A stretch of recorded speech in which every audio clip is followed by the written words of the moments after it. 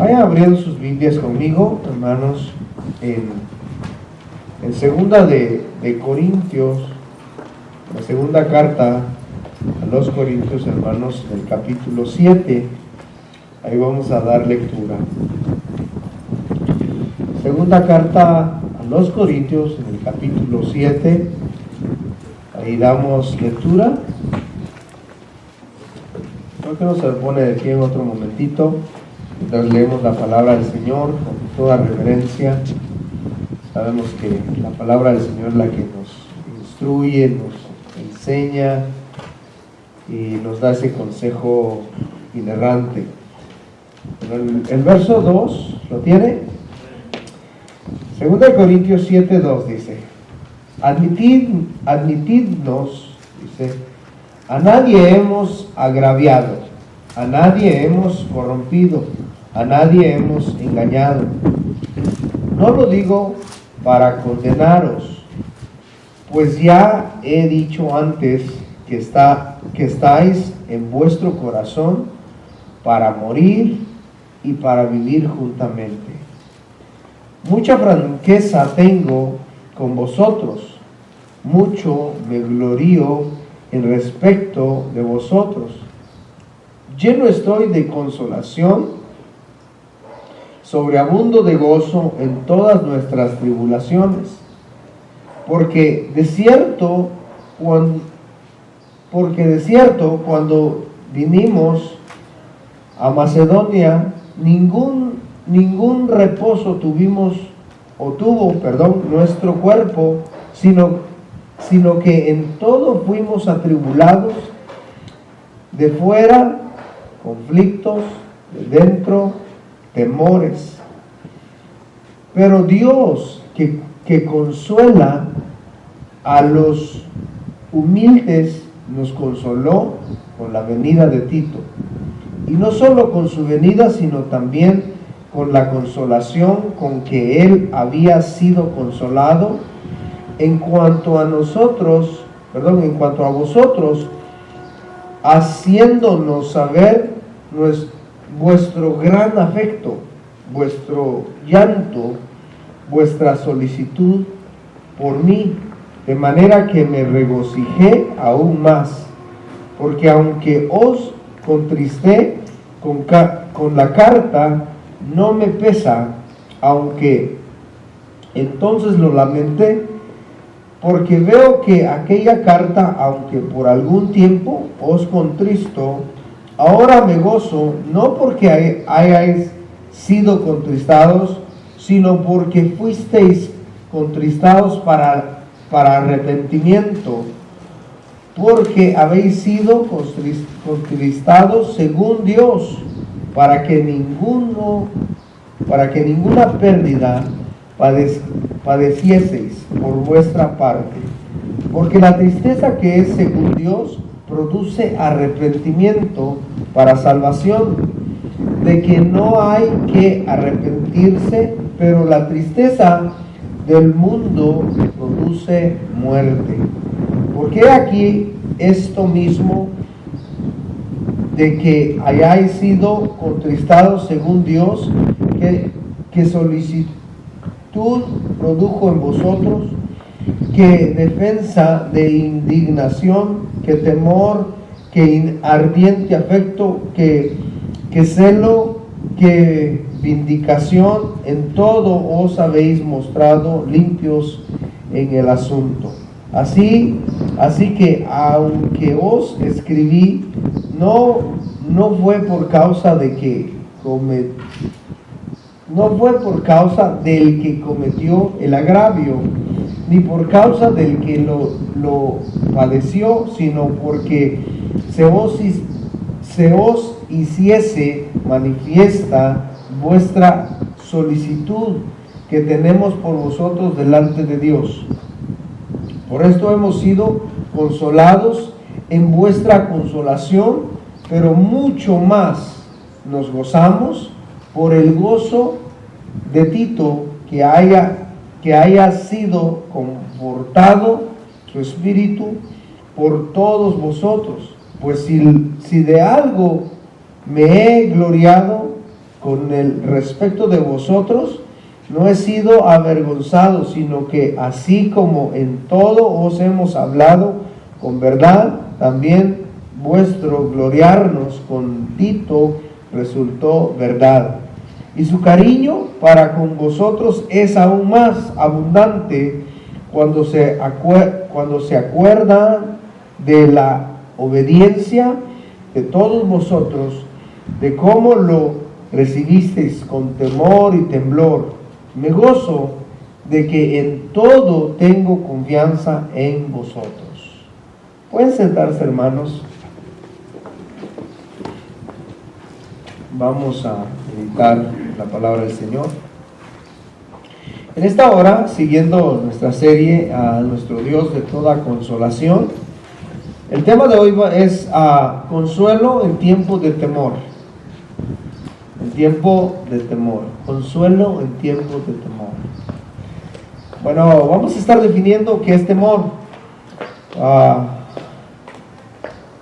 Tiene dos caras el temor y vamos a ver una en esta hora. Pero a su entender, no sé qué tanto sea la amplitud de su entendimiento del temor, pero si entiende como miedo, espanto, ¿cuántas veces o cuántos de los que estamos aquí no hemos estado en algún momento en temor? En temor en algo, y que tengamos un temor de algo, perder un familiar, perder un caso, perder un trabajo. El ser humano siempre está en temores. Y fíjense que los cristianos, los hijos de Dios, los hombres de Dios, también tienen temores. También tienen temores. Pero creo que el pastor Chuy tiene una serie que se llama Enfrentando los Temores. Y le aconsejo que la escuches, es muy, muy interesante. ¿Por qué? Porque todo cristiano tiene temores. Entonces, ¿qué debemos de hacer, hermanos? Debemos de aprender a enfrentar los temores. Si nosotros pensamos que porque somos hijos de Dios no vamos a pasar por temores, entonces estamos equivocados. Porque, fíjense, hermanos, que todos los hombres de Dios que vemos en las Escrituras, podemos ver que ellos pasaron por temores. Por temores. Y le digo, no todas las cosas a nuestro alrededor se van dando como nosotros queremos. No, hay cosas que pareciera que fueran de manera contraria. Pero en esas cosas Dios se manifiesta, porque Él obra para bien en todas las cosas. Él obra bien en todas las cosas. Todas las cosas obran para bien a los que aman a Dios. Entonces, si nosotros vemos, por ejemplo, la vida de Abraham, Abraham fue metido en temor, siendo, hermanos, el hombre que dice que es el padre de la fe. Dice, el padre de la fe fue y estuvo en temor. Estuvo en temor. Entonces, ahí en Génesis capítulo 12, verso 10, dice, Génesis 12, 10 dice, hubo entonces un hombre en la tierra, hubo entonces hambre en la tierra, y descendió Abraham a Egipto. O sea, donde habitaba Abraham, hubo hambre, dice, y él fue a Egipto para morar allá, porque era grande el hambre en la tierra. O sea, era un tiempo apremiante, un tiempo de escasez. Había hambre, como también en los tiempos de José, ¿se acuerdan? Que en los tiempos de José, es por eso que se fue Israel y sus hijos a Egipto, porque era un tiempo apremiante, había necesidad, había escasez.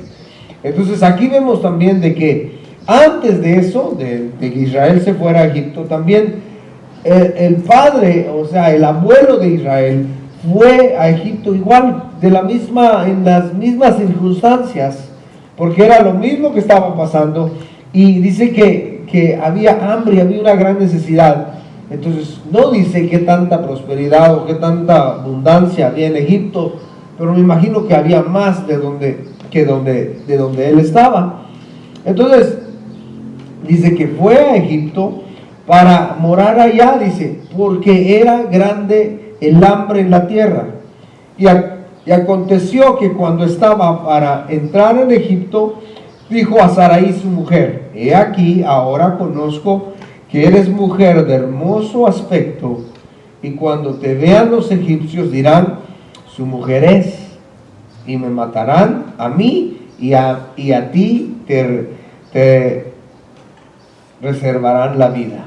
Mire, él tuvo temor, fíjese, antes de entrar a Egipto, él tuvo temor porque podía perder la vida. ¿Y por qué podía perder la vida? Porque tenía una mujer hermosa. Y él creía que se la iban a quitar y lo iban a matar. Bueno, pues que eran tiempos tremendos. Como ahora también estamos viviendo tiempos tremendos. Pero él eso creía, que le iban a quitar su mujer y lo iban a matar.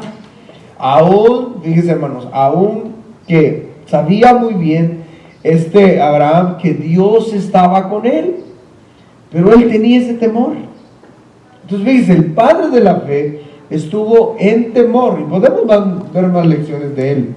Pero miremos también a otro hombre que viene siendo el nieto, es Israel, en este caso todavía Jacob, y dice en Génesis 32:7, dice: entonces Jacob tuvo gran temor y se angustió y distribuyó el pueblo que tenía consigo, y las ovejas y las vacas y los camellos en 2 campamentos.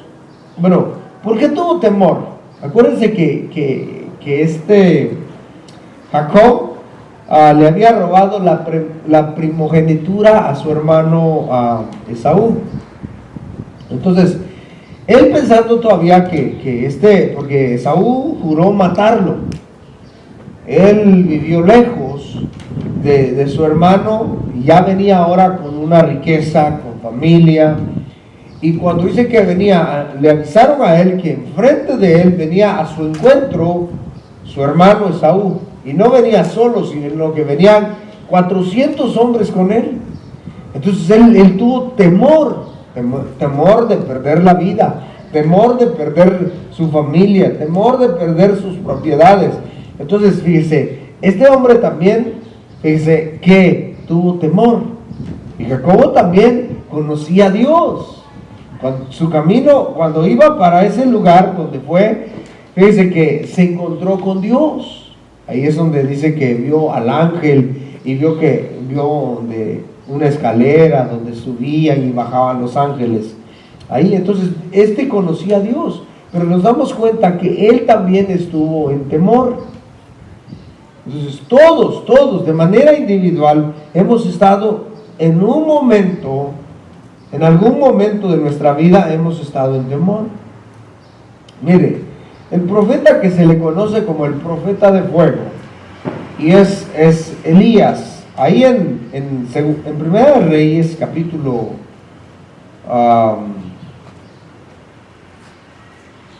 capítulo 17, en el verso 2, dice, entonces envió Jezabel a Elías, un mensajero, diciendo: así me hagan los dioses y aún me añadan, dice, si mañana a esta hora yo no he puesto tu persona como la de uno de ellos.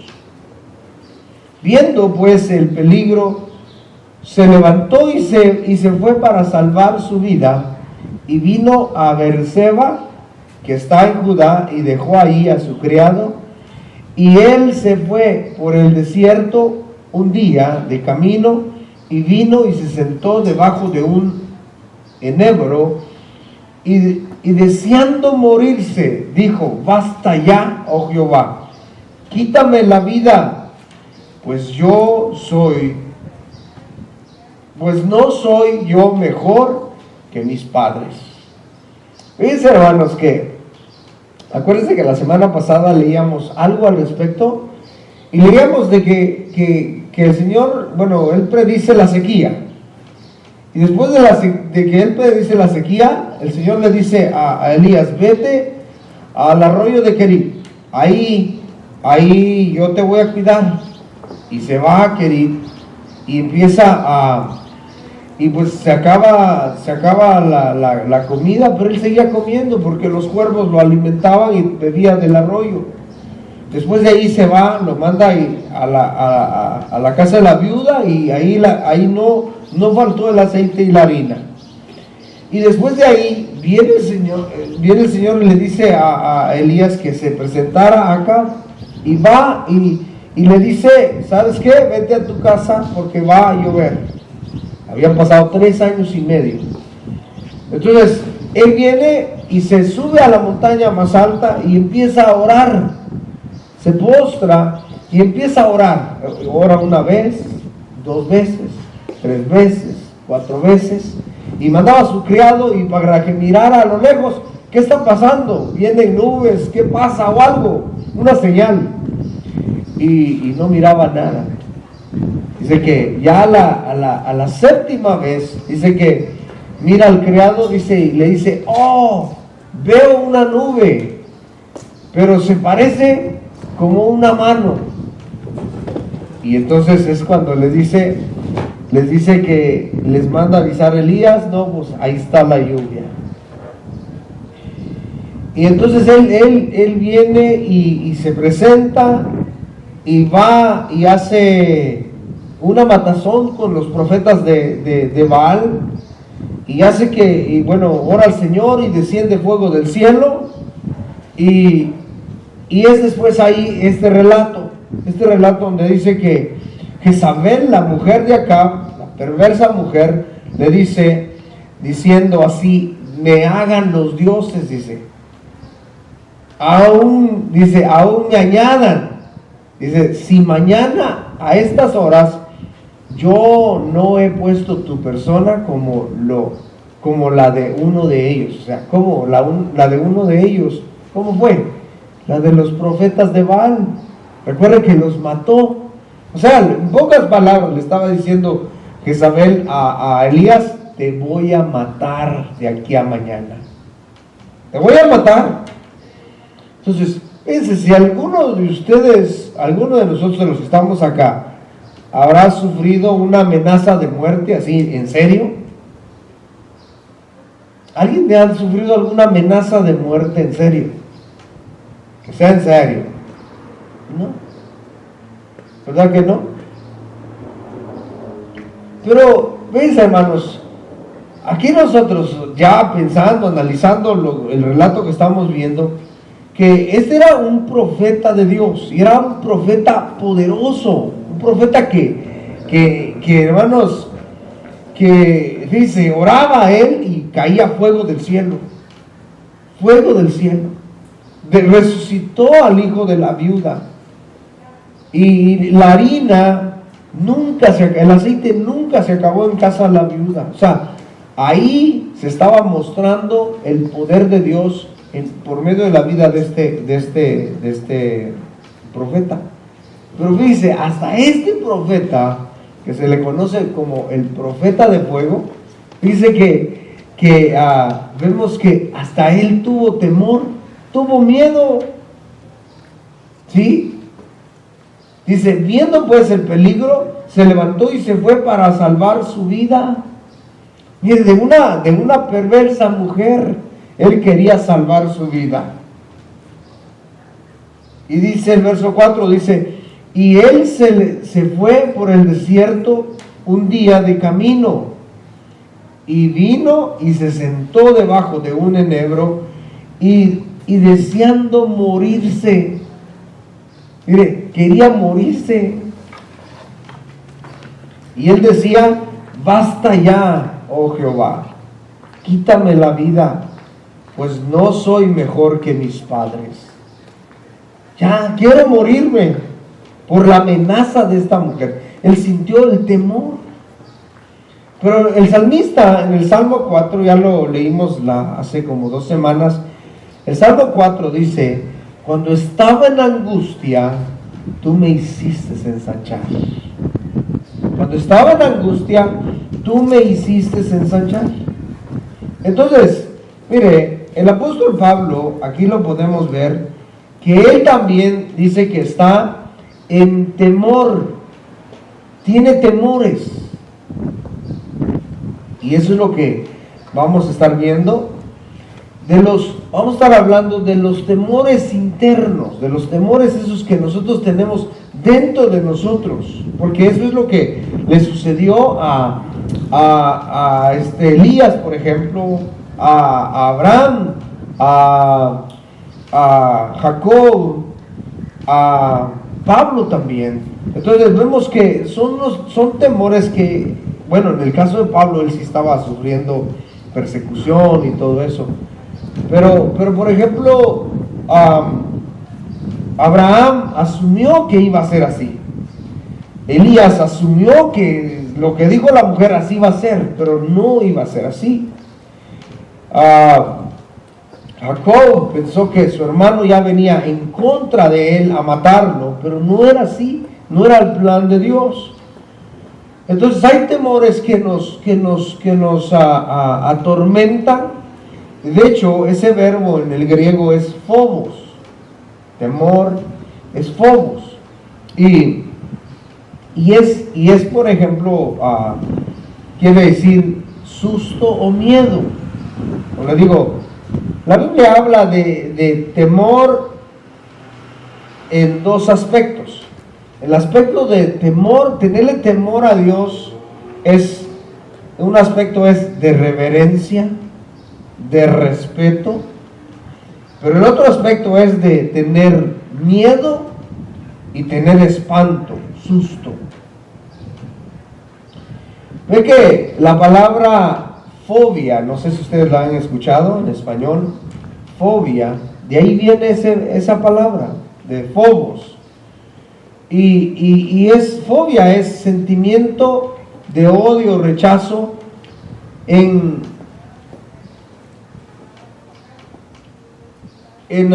alguna perturbación o en alguna angustia del ánimo por una sensación de amenaza real o imaginaria de alguna. Por ejemplo, hay quienes que tienen miedo, temor de las arañas, por ejemplo. ¿Entienden? Hay personas que tienen miedo a ciertas cosas. Pero fíjese que hay miedos en nuestros corazones, temores que nos atormentan. Cuando nos hablan por ejemplo, de la muerte, hay personas que tienen temor. O por ejemplo, si alguien habla del diablo, por ejemplo, hay gente que no, olvídense, ni siquiera me lo menciones aquí, dice. ¿Sí? Porque tienen temor. Son temores muy arraigados, el cual, hermanos, vemos que Dios es el que nos libra de todo nuestro temor, porque Él es el Dios de toda consolación. Dios de toda consolación. Dice temores internos. En 2 de Corintios, en el capítulo 7, verso 5, le leo la traducción lenguaje actual. Dice: desde que llegamos a la región de Macedonia, no hemos descansado. Él está dando a entender cuál era el estilo de vida que él llevaba. Y dice: no hemos descansado. Dice: al contrario, hemos sufrido mucho, hemos luchado contra nuestros enemigos y contra nuestro miedo. Hemos luchado contra nuestros enemigos y contra nuestro miedo. Hermanos, El apóstol Pablo dice, me temo, cuando le escribe a los Gálatas, les dice, me temo que ya los engañaron. Será un temor en cierta manera por los demás, por aquellos porque a los Gálatas los estaban desviando de la sana doctrina. Entonces dice, me temo. Y de la misma manera él dice, estos son, y dice, y nuestros propios temores. O sea, había una constancia, una constante lucha en ellos. ¿Por qué? Porque había lucha interna, había lucha interna en la congregación, en la ciudad donde estaban. También había lucha interna en ellos, por lo que miraban a su alrededor.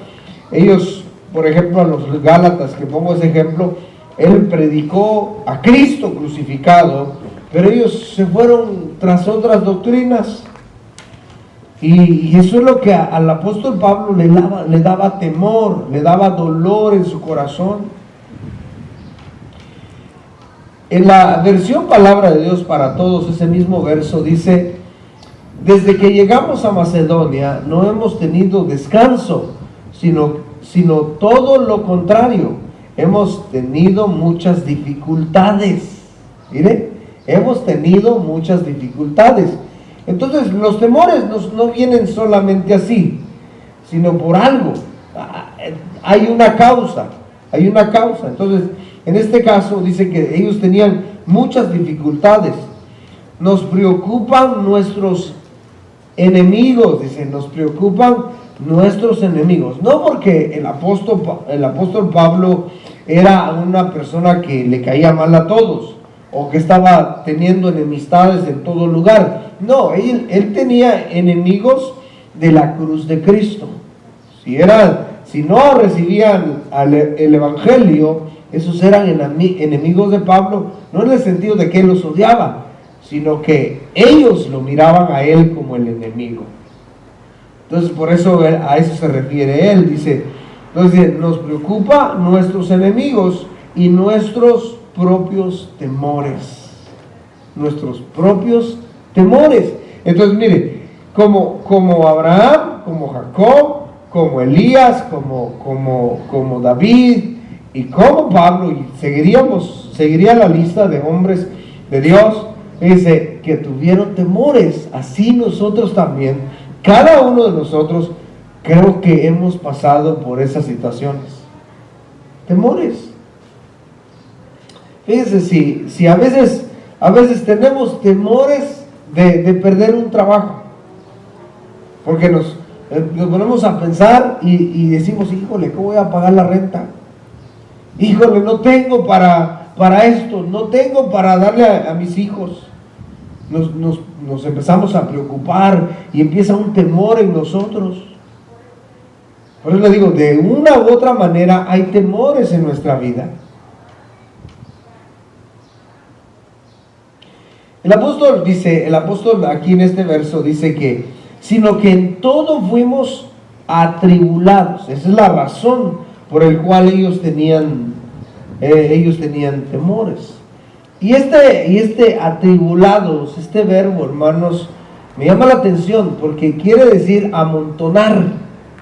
O sea, en todo se nos amontonó. No es que hay a veces pasan cosas, ¿no? Y que se nos van amontonando. Si no es una cosa, es otra cosa. Si no es otra cosa, es otra cosa. Queremos hacer algo y nos sale mal. Y se nos va amontonando un montón de cosas. Y a veces uno entra en temor. Porque dice ahí, sino que en todo fuimos atribulados. Amontonar, ya sea figurativo o literal. También es oprimir, afligir. Es angosto, o sea, reducir de espacio, angustiar. O en otras palabras, en nuestros dichos, le llovió sobre mojado, ¿no? ¿Cuántas veces no hemos pasado situaciones así? Que nos llueve sobre mojado. Y dice, no, ¿y ahora qué falta? ¿Y ahora qué viene? ¿No? ¿Y ahora qué más? Eso es lo que estaba pasando el apóstol Pablo. Sí, le estaba lloviendo sobre mojado. Él, sin una cosa, otra. Las iglesias que él había fundado, por ejemplo, los de Galacia, hermanos, desviándose de la sana doctrina, y eso al apóstol le dolía en su corazón. Él decía, otra vez volvemos a sufrir dolores de parto. Entonces, eso le dolía en su corazón. Y dice,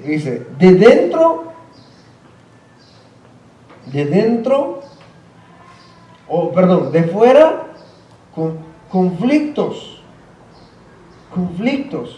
Y conflictos es batalla, contiendas, guerra, que también viene ese verbo ahí unido, es guerra, pelear, disputar, reñir. Entonces, ¿qué no era qué no enfrentaba el apóstol? Enfrentaba todo esto: oposiciones, conflictos, pleitos. O sea, él estaba ahí viendo todo lo que estaba pasando. Y aparte, no bastando eso, dice, nuestros temores. Porque, o sea, como humanos, por más que confiemos en el Señor, hermanos, llegan los temores, ¿verdad? Llegan los temores. Entonces, ¿qué debemos de hacer? Pues es acercarnos más a Dios. Lo que dice el salmista, Salmo 34, verso 4, dice: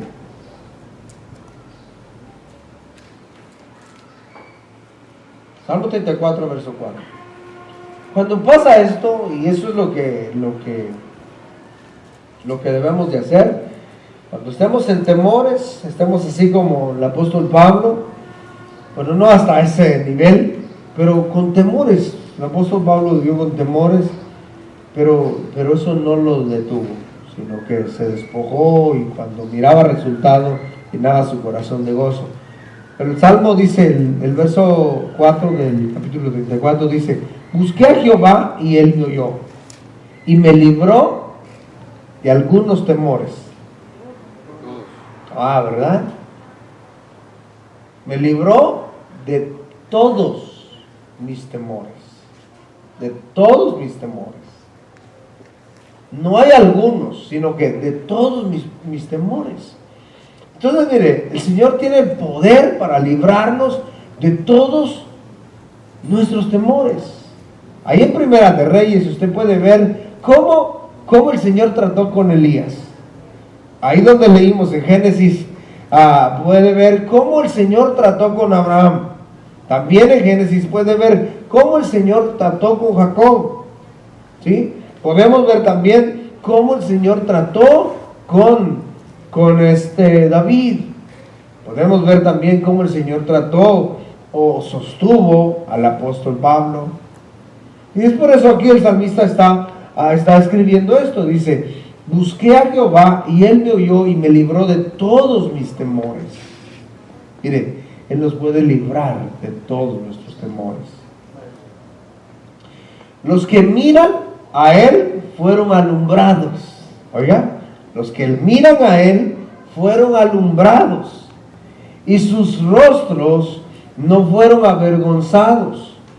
Este pobre clamó y le oyó Jehová, y le libró de todas sus angustias. El ángel de Jehová acampa alrededor de los que le temen y los defiende. ¿Qué? ¿Quiere más consuelo que eso? Hermanos, este es consuelo. Miren, nuestro Dios de toda consolación. El ángel de Jehová acampa alrededor de los que le temen y los defiende. Él pelea por nosotros. Él es el que pelea por nosotros. ¿Sí? Miren, hermanos, Abraham dice: no fueron los egipcios que guardaron a su mujer. Es más, lo que él dijo fue lo que hicieron. le quitaron a su mujer. Pero ¿saben quién guardó a su mujer? Dios. Dios. Entonces, ¿qué debemos de hacer nosotros? Acercarnos a Él, buscarle. Busqué a Jehová y Él me oyó y me libró de todos mis temores. En la versión Palabra de Dios para Todos dice: porque consulté al Señor y Él me respondió. Él me salvó de todos mis temores. Los que acuden al Señor resplandecen de alegría. Oiga, los que acuden al Señor resplandecen de alegría. Cuando estamos en temores, hermanos, cuando nos angustia algo, fíjense que no hay ni ganas para reír. Cuando nos va así como en feria, no hombre, no estamos, decimos nosotros, no estamos de humor. Pero cuando nos acercamos al Señor, dice, y su luz resplandece en nosotros, mire hermanos, vamos a resplandecer de alegría. Jamás jamás se decepcionarán. Jamás. ¿Por qué? Porque jamás el Señor nos dejará avergonzados. Mire, si Dios nos dejara avergonzados, hubiera dejado avergonzado a Abraham. Y le quitaron a su mujer y el rey la hubiera tomado, el rey de Egipto lo hubiera tomado como mujer para él. Pero no fue así. El Señor no lo dejó avergonzado. No dejó avergonzado a Jacob, no dejó avergonzado a Elías, no dejó avergonzado a José, no dejó avergonzado a Daniel y a sus siervos, no los dejó avergonzados, a Sadrach y a Mesach y a Abednego, no los dejó avergonzados, sino que Él les respondió, aún ahí en el horno de fuego, aún ahí, en todos sus temores. Miren hermanos, así, estando en medio del horno de fuego, el Señor nos salvó. Tal vez no vamos a estar así como Sadrach, Mesach y Abednego, pero con todas las situaciones a veces que se nos amontona, pareciera que estuviéramos así, ¿no? Parece, híjole, todo lo que viene. Pero, hermanos, debemos de confiar en el Señor, que Él estará ahí con nosotros. Este pobre hombre pidió ayuda al Señor. Él me escuchó y me sacó de todos mis peligros. El ángel de Jehová monta su campamento alrededor de su gente fiel y lo protege. Él monta su campamento alrededor de nosotros y nos protege. Entonces, ¿qué debemos de hacer cuando tenemos temores? Acercarnos a Dios, buscarle. Amén. Punto número 2, la conducta que trae consolación. Conducta que trae consolación. La conducta que trae consolación, hermanos, en primer lugar es arrepentimiento. El arrepentimiento trae consolación a muchos. Las malas conductas de los hijos, hermanos, o amigos, o hermanos, traen tristeza, traen temor. Porque esto es lo que sucede. Cuando nos falla alguien, cuando alguien que nosotros queremos, amamos, y tiene una mala conducta, tenemos temor de acercarnos a alguien más. ¿Por qué? Porque decimos, híjole, no, pues es que miran lo que me hicieron, y miran cómo me pagaron. Fíjense, y eso es un temor. Pero ¿qué debemos? O sea, ¿cómo debe ser nuestra actitud? Nuestra actitud es de todos, de arrepentimiento. O sea, no hay ninguno entre nosotros que no haya pecado, o que ya sea santo y que no peque. Todos pecamos. Pero es importante que nosotros entendamos que la conducta que trae consolación es el arrepentimiento. El arrepentimiento. Mire,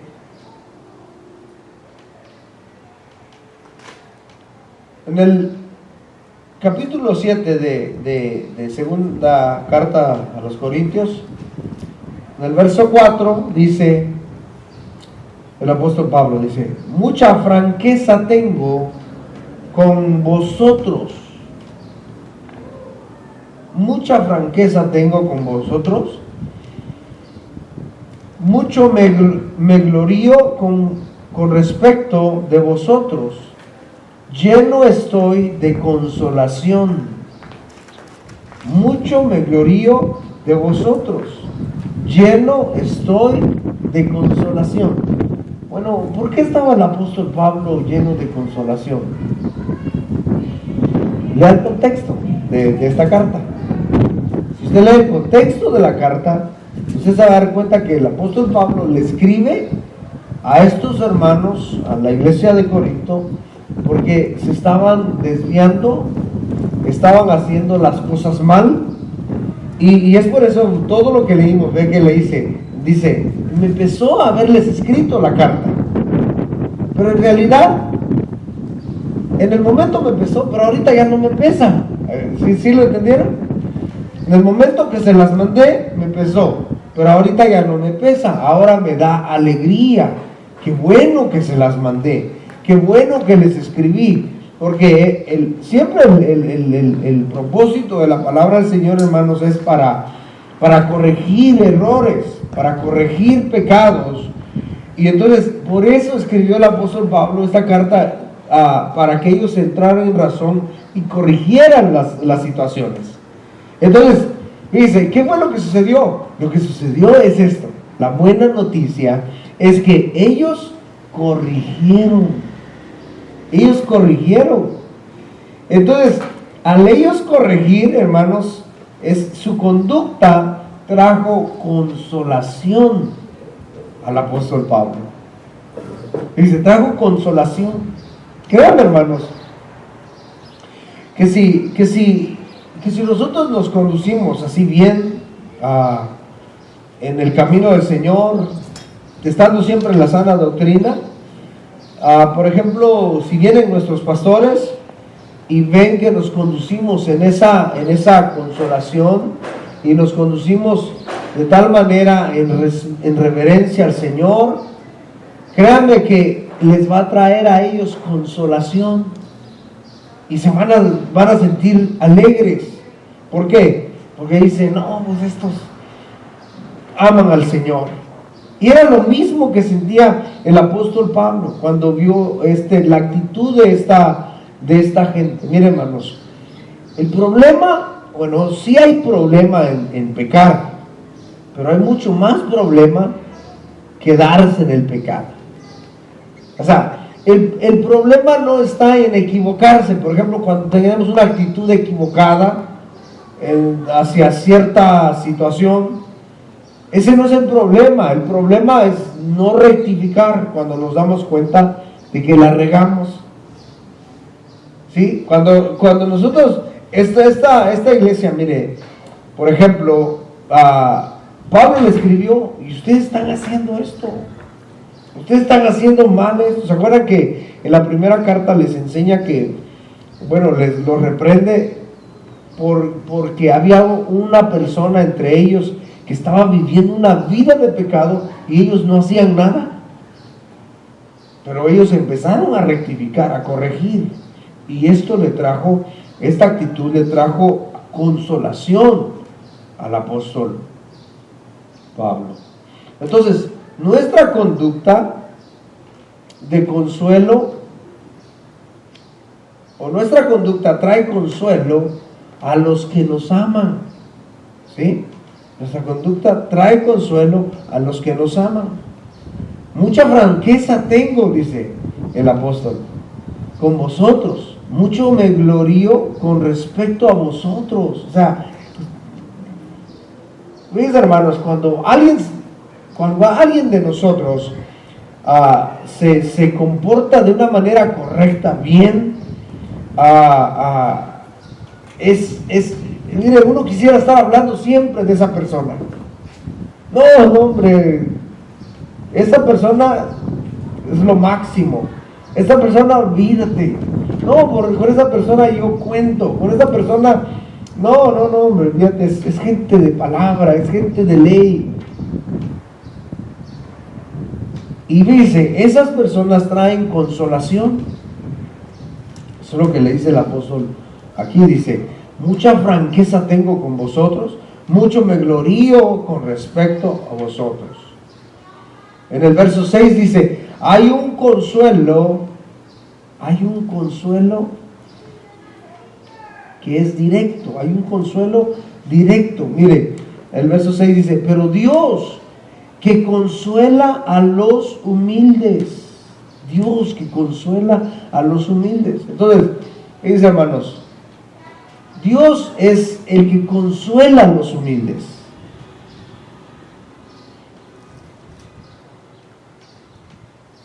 Ese es un consuelo directo, es un consuelo directo de parte de Dios. El consuelo que viene exactamente a cada uno.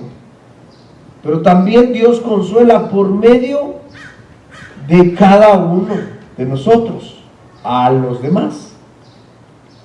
¿Entiende? A otros. Y eso es lo que aquí podemos ver. Y vamos a ver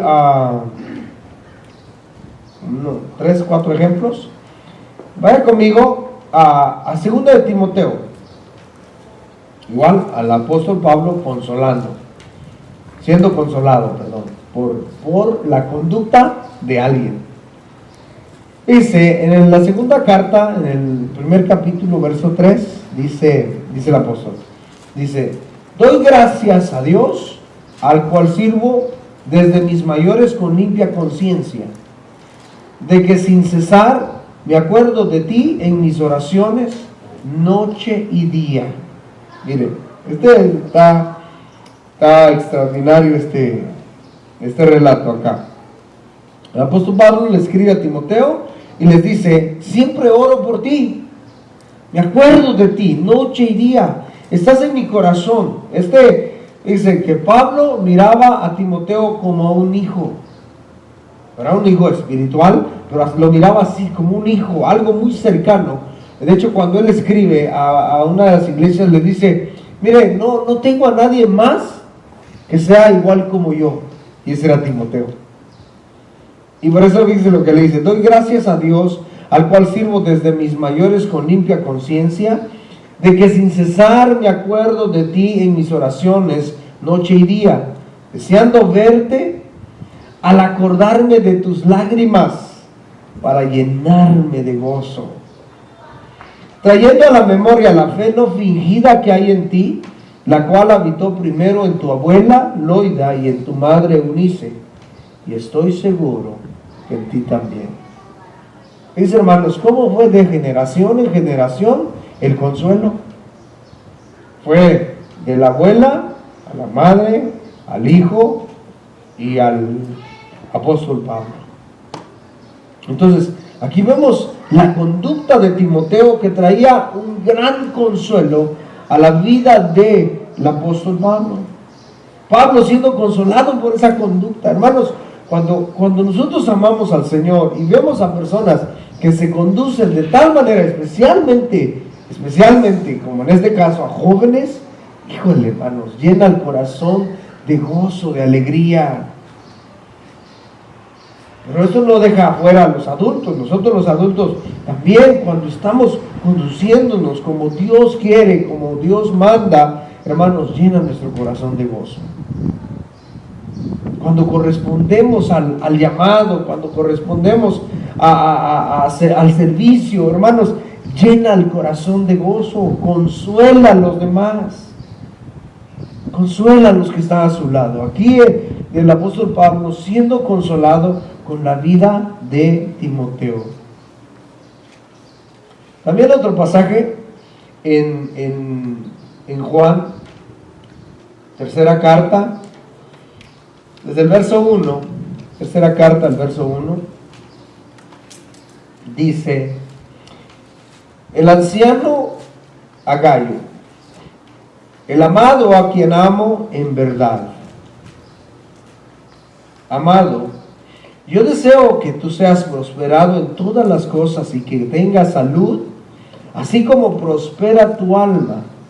Pues mucho me regocijé cuando vinieron los hermanos y dieron testimonio de tu verdad. Fíjense, este era un gallo de veras. ¿Por qué? Porque se conducía, dice, como un hombre de Dios. Y no solamente porque lo vio Pablo, todo eso, no, sino que él tenía un buen testimonio. La gente hablaba de la conducta de este hombre. Este hombre hacía la diferencia en su generación, en su pueblo, en su ciudad, como nosotros debemos hacer la diferencia. Y es por eso dice que,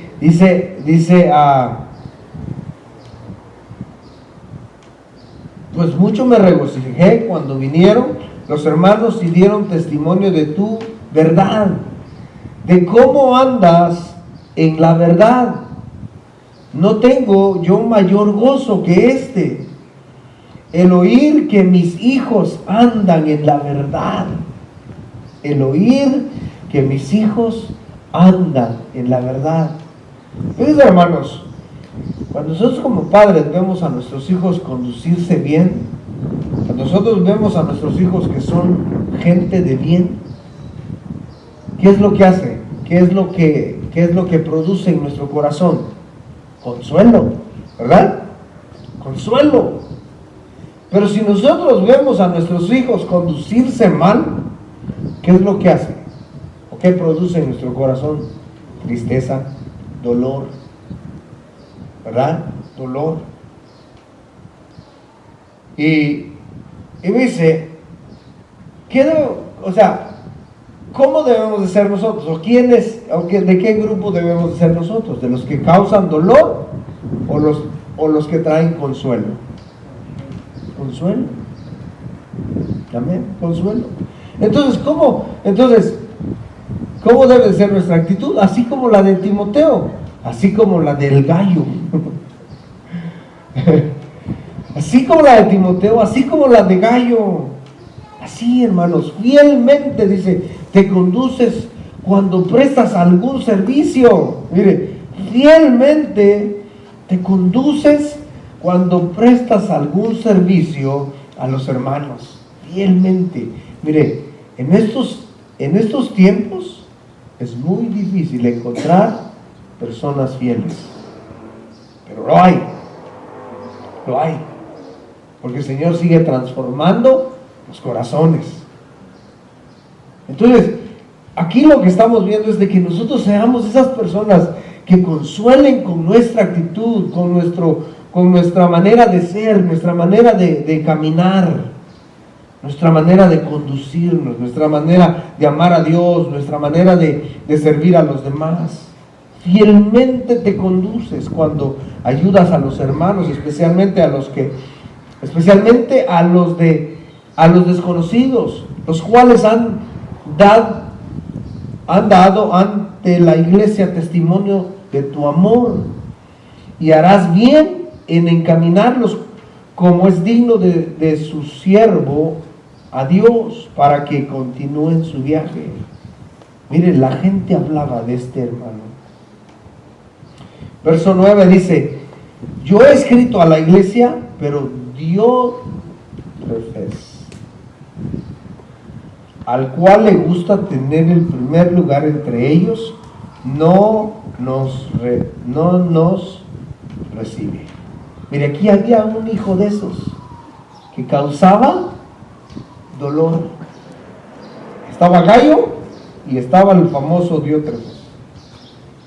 ¿Cuántos Diótrefes hay acá? No, espero que no. Espero que puros gallos. ¿Me entiende? ¿Por qué? Porque nosotros debemos ser de esa actitud de que traiga consolación al corazón, alegría, hermanos. Este hombre dice, he escrito a la iglesia, pero este Diótrefes dice, al cual le gusta tener el primer lugar entre ellos, no nos recibe, nos rechaza. Por esta causa, si yo fuere, recordaré las obras que hace parloteando, con palabras malignas contra vosotros, y no contento con estas cosas, no recibe a los hermanos, y a los que quiere recibirlos se lo prohíbe y los expulsa de la iglesia. Era alguien que estaba dentro de la iglesia. Entonces, mis hermanos, aún estando dentro de la iglesia, podemos tener actitudes que no son de mucha consolación. Pero ¿qué debemos de hacer? Rectificar, corregir, hermanos. Corregir cada situación de nuestra vida. Vamos a corregir para que seamos, hermanos, esos hijos de consolación. Que no se dice, así le pusieron por nombre a José, que es Bernabé, ¿se acuerdan? Hijo de consolación. Y nosotros, así debe ser nuestra actitud. ¿Por qué era hijo de consolación? ¿Se acuerdan que fue el único que fue a buscar a Saulo, el matón, y lo trajo a la comunión con la iglesia? ¿Por qué? Porque la actitud de Bernabé o de José, hermanos, era esta, como la de Gallo, así, como la de Gallo, así era su actitud. Otros dos ejemplos, y nos vamos, iba a decir, pero todavía falta. Pero dos ejemplos más. En Filemón,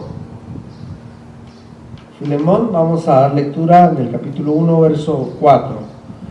Dice, verso 4, Pablo escribiéndole a Filemón, otro discípulo, dice: doy gracias a Dios, haciendo siempre memoria de ti en mis oraciones. Otra vez, ¿se acuerda que lo mismo le dijo a Timoteo? Orando, recordando siempre de ti en mis oraciones, noche y día. Dice: porque oigo del amor y de la fe que tienes hacia el Señor Jesús y para con todos los santos, para que la participación de tu fe sea eficaz en el conocimiento de todo el bien que está en vosotros por Cristo Jesús. Entonces, este Filemón, hermanos, era alguien también digno a imitar, como Bernabé, como Timoteo, como Gallo, hermanos. Entonces debemos de imitar estos ejemplos. El apóstol Pablo viene y le dice: no, eres un hombre de fe, un hombre de amor, un hombre de fe, un hombre de amor hacia el Señor Jesús. Pues tenemos gran gozo y consolación en tu amor. Fíjense, tenemos gran gozo y consolación en tu amor. O sea, en el amor que tú tienes, dice, me consuela. Ese amor que tú tienes me consuela. De la manera que nosotros amamos a Dios, hermanos, y servimos a Dios, créanme que consolamos a otros. De la manera que amamos al Señor. ¿Sí? No, miren, hermanos, Filemón no estaba diciendo nada, lo estaba haciendo con su vida, lo estaba mostrando con su vida. Y por eso el apóstol Pablo le dice, pues tenemos gran gozo y dice, y consolación en tu amor, porque por ti, oh hermano, han sido confortados los corazones de los santos. Oiga, por ti, hermano, dice, han sido confortados los corazones de los santos. Dice, si usted se conduce así como Timoteo, como Gallo, como Filemón, fíjense, hermanos, que a veces sin decir nada, usted está confortando o consolando a alguien más y ni siquiera se da cuenta. Es por eso que se acuerda que yo siempre le he dicho de que a veces decimos, híjole, yo no hago nada en la iglesia, y a veces con esa actitud estamos haciendo mucho, con ese estilo de vida estamos haciendo mucho, estamos consolando desde el más pequeño hasta el más grande. hasta el más espiritual. Y por eso dice eso, dice, pues tenemos gran gozo y consolación en tu amor, porque por ti, oh hermano, han sido confortados los corazones de los santos.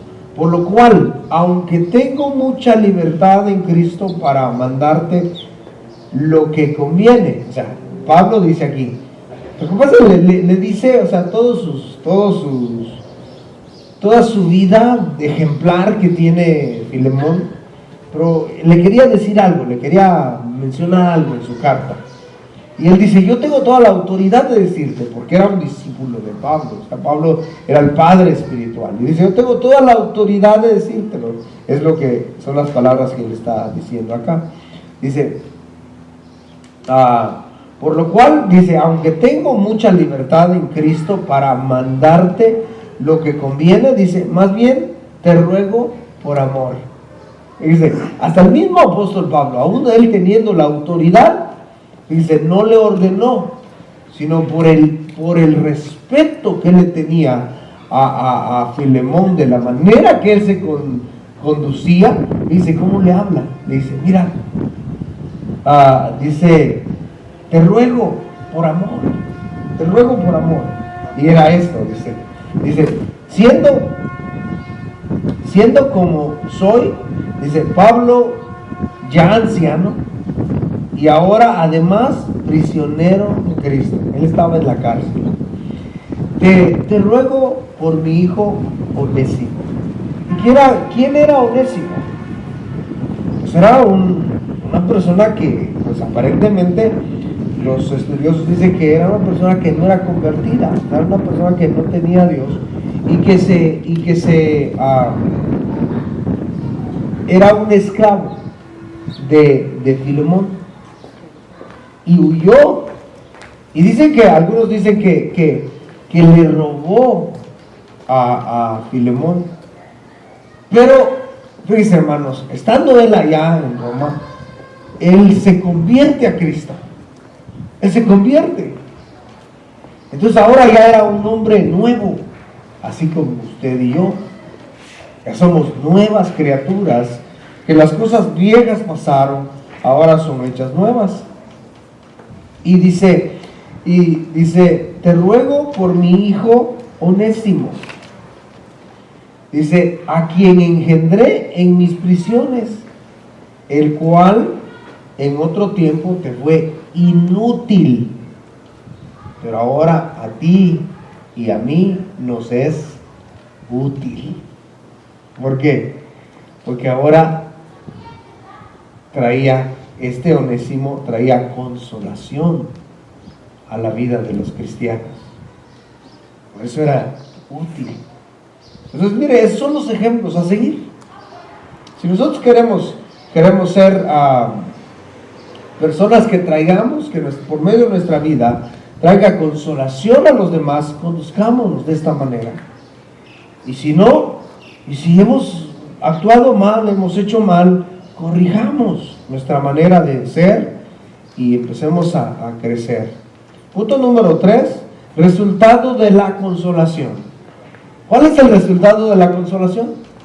Bueno, el resultado de la consolación, hermanos, es gozo, alegría o placer. Gozo, alegría, placer. El final del verso 4 del capítulo 7 de nuestro pasaje base, dice el apóstol Pablo ahí, dice, sobreabundo de gozo en todas nuestras tribulaciones. ¿Cómo está eso? Sobreabundo de gozo en todas nuestras tribulaciones. ¿Se acuerda que le dije que es tribulación? Es ser reducido, amontonar, que le estaba lloviendo sobre mojado y él sobreabundaba de gozo. ¿Pero por qué? Porque sobreabundó de gozo por la actitud de los demás, de los hermanos, llenaba su corazón de gozo, le consolaba y se gozaba, y así es, hermanos, así es. Mire, cuando a veces hay situaciones difíciles y vemos que los hermanos se conducen de una manera correcta, aman a Dios, llena el corazón de gozo. En el verso 7 del mismo pasaje dice: de manera que me regocijé aún más. De manera que me regocijé aún más. Me regocijé aún más. ¿Por qué se regocijó? Por la solicitud por mí, dice. O sea, Tito le lleva un informe al apóstol Pablo y le dice: ¿sabe qué? No sé cómo le decía, pero le dijo: ¿sabes qué? Estos hermanos cambiaron ya su estilo de vida. Ahora andan bien. Y Pablo: en serio, qué bueno. Y dice: ¿y sabes qué? Te extraña mucho, quieren verte. Y eso era lo que llenaba su corazón del apóstol Pablo. Dice: mucho me regocijé, aunque esté en tribulaciones. Fíjense, hermanos, la buena actitud, la buena conducta trae gozo al corazón.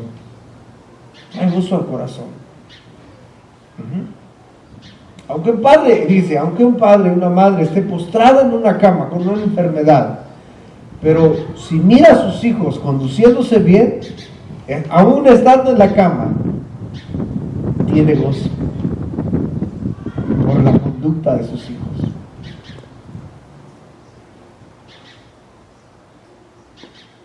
El verso 9 dice también: ahora me gozo.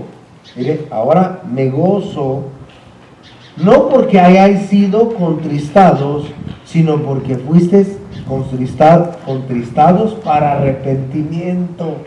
Dice el apóstol Pablo: ahora mi gozo es que ustedes dieron el giro, el cambio, dieron una vuelta de 120 grados, se voltearon, se vinieron otra vez hacia Dios. Y eso, dice, me goza. Punto 4, terminamos. Mire, hermanos, ¿quiénes son usados para traer consolación? Es como una pregunta. ¿Quiénes son usados para traer consolación? Ahí lo vimos. ¿Sabe quiénes? Los humildes. Porque los humildes son los que saben reconocer cuando está mal y corrigen. Y nomás de esa manera es que pueden ser usados para consolación.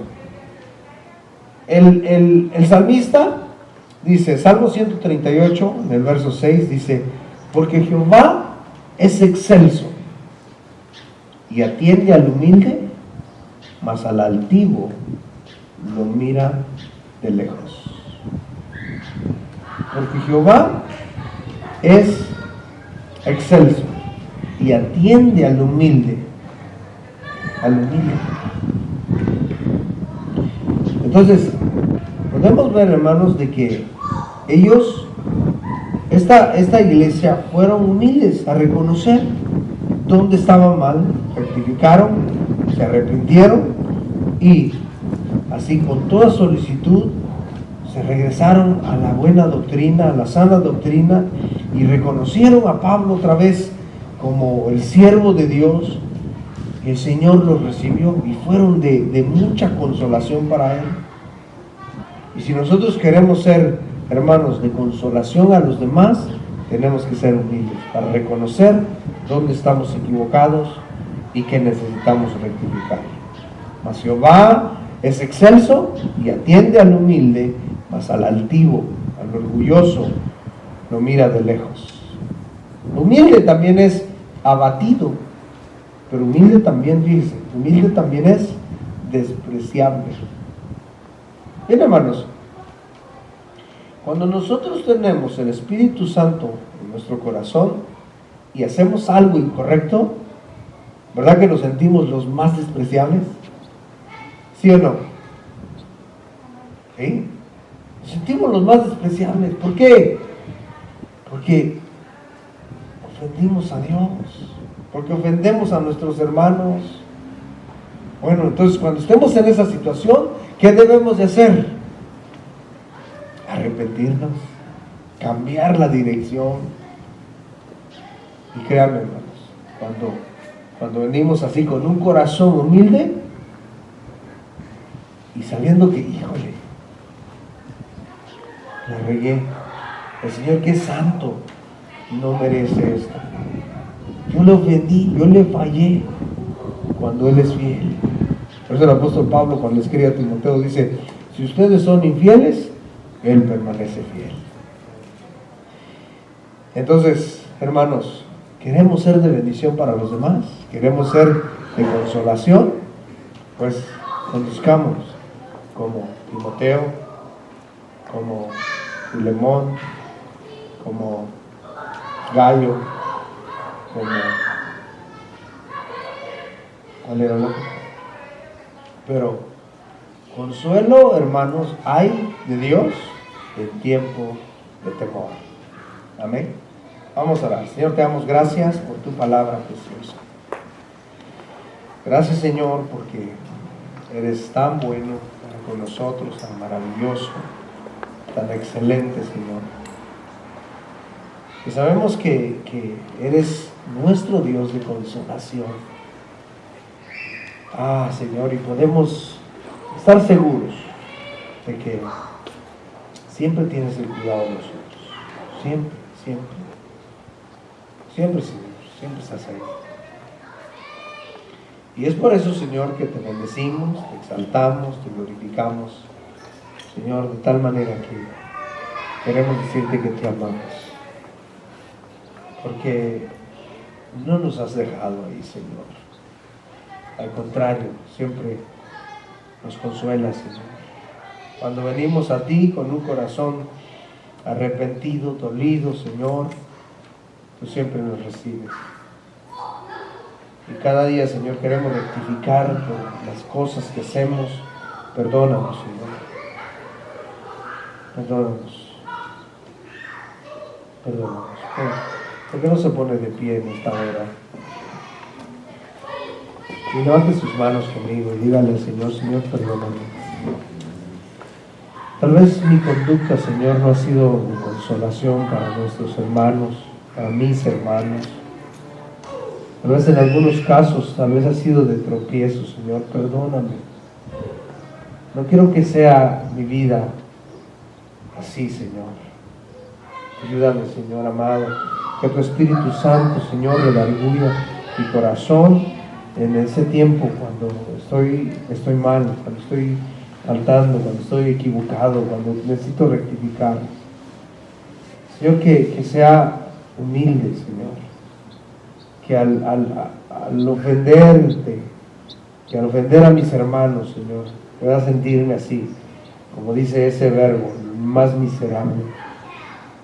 Poder volver a tu camino, Señor, con un corazón dolido, como al hijo pródigo cuando estaba allá queriendo comer algarrobas.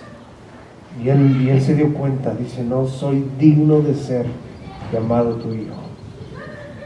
Pero gracias, como dijo el apóstol Pablo, más gracias sean dadas a nuestro Dios por nuestro Señor Jesucristo, que nos libró del pecado.